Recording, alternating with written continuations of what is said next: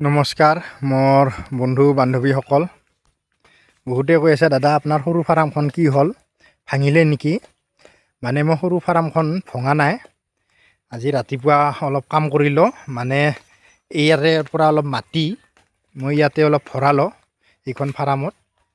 কাৰণ ফাৰ্মখন মোৰ চাপৰ হৈছিলে আৰু এই যদি খালটোত যদি পানী হয় আৰু পানীটো এইটো যিহেতু ভিটিটো চাপৰ আছিলে, অলপ চাপৰৰ কাৰণে মাটিটো অলপ জেলকা হৈ উঠে।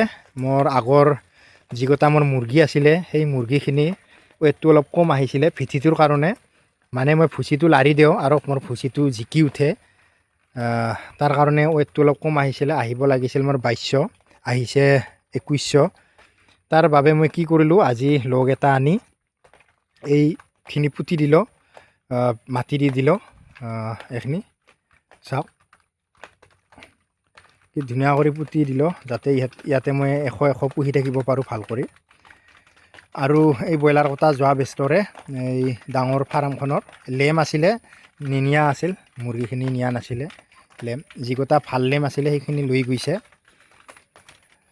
এতিয়া এইখিনি কি ধুনীয়াকৈ পুতি দিলোঁ, আৰু পুতি দি এইখিনি মই এতিয়া কালি ৰাতিপুৱা সমান কৰি দিম।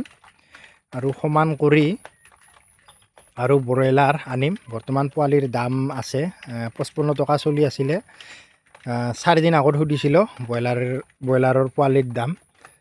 তাৰ বাবে মই এইকেইদিন অনা নাই, অলপ পোৱালিটোৰ দাম কমাটো বাদ চাইছোঁ। যিহেতু ব্ৰইলাৰৰ দামটো কমিব, আৰু এতিয়া যদি দামত আনো পোৱালিটো, ব্ৰইলাৰৰ মাংসটোৰ দাম যিহেতু ঠাণ্ডাৰ ছিজন অলপ আহিব 40 দিন পিছত, তেতিয়া অলপ মাংসটোৰ দাম কমি যাব, তেতিয়া মোৰ লাভ নহ'ব।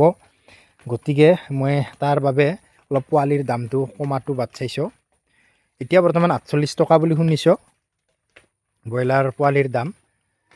এতিয়া আৰু কমিব পাৰে, একো ঠিক নাই। আৰু মই কালিমান খবৰ ল'ম। আজি মই এইখিনি কাম কৰিলোঁ, আপোনালোকে কোৱাৰ কাৰণে দেখালোঁ।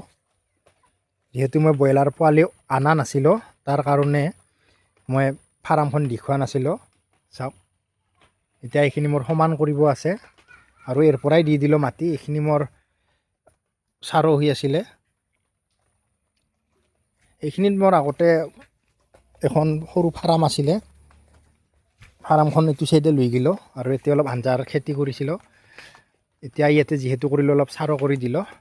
যদি মোৰ ভিডিঅ' আপোনালোকে নতুনকৈ চাই আছে তেতিয়াহ'লে মোৰ চেনেলটো ছাবস্ক্ৰাইব কৰিব, আৰু যদি ফেচবুক পেজত চাই আছে তেতিয়াহ'লে মোৰ পেজটো ফ'ল' কৰি ৰাখিব, যাতে এনেকুৱা ধৰণৰ ভিডিঅ' আপোনালোকে পাই থাকে। আজিলৈ এইখিনিয়ে। জয় হিন্দ।